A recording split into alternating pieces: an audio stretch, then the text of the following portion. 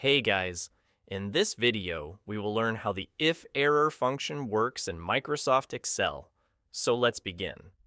Let's say you're doing some calculations in Excel, but sometimes you get ugly errors like this or this.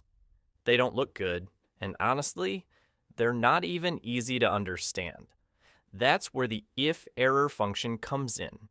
What it does is simple. Instead of showing those confusing errors, you can display your own custom message.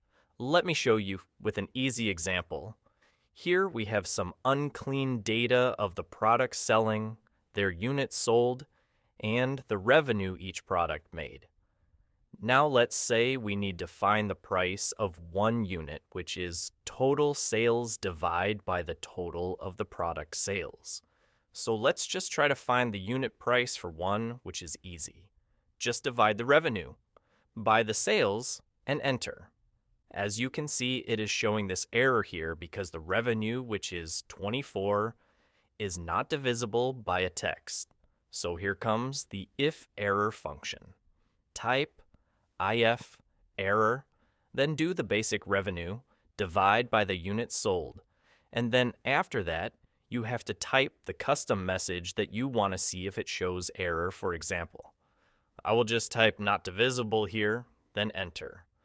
Now you can see all the places where the calculation was not possible. It showed the error as not divisible. Now you can also use this function with formulas within it. Let's learn by using a VLOOKUP formula with a IFERROR function. If you don't know how the VLOOKUP function works, I have already made a video about it on my channel, so go learn it first.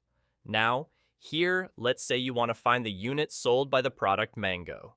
So let's type is equals to IFERROR. Then VLOOKUP, then type mango, and then select the range. Where do you want to find it? Then type the column number of the units sold. Then type false for the exact match.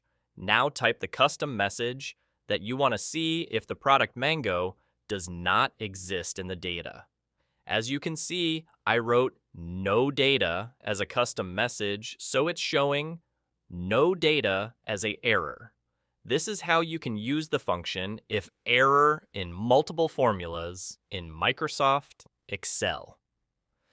Make sure to subscribe because I teach Microsoft Excel in the easiest language.